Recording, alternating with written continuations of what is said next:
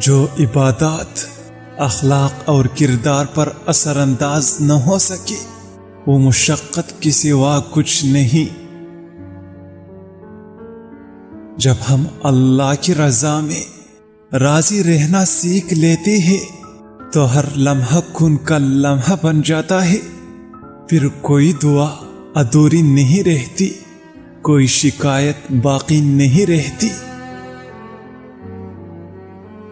سکون کے لیے دنیا جہاں کی دولت اکٹھی کر لو، جب تک اللہ نہ چاہے تو کہیں سکون نہیں مل سکتا۔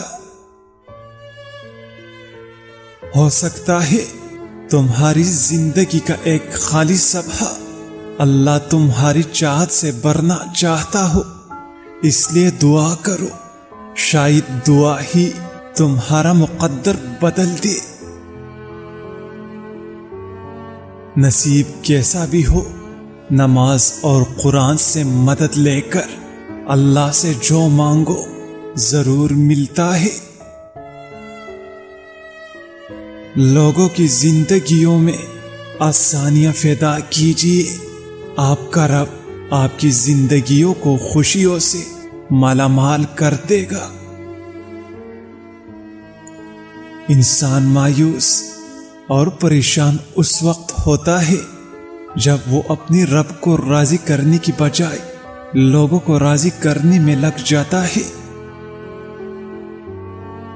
دنیا کا ہر تعلق ایک غلامی ہے، آپ جتنا زیادہ تنہا ہے اتنی ہی زیادہ آزاد ہے۔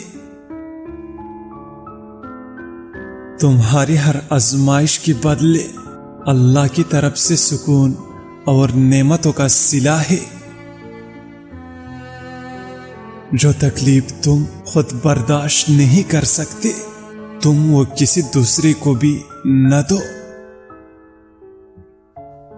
چکوترا سوتے وقت آنکھوں پر کاٹ کر رکھیے، آنکھوں کی بینائی تیز ہوتی جائے گی۔ تمام لوگ آپ کے احترام کے مستحق نہیں ہوتے، کچھ نظر انداز ہونے کے حقدار ہیں۔ ساتھ چلنے والے مخلص ہو تو برے وقت سے بھی لطف اٹھایا جا سکتا ہے۔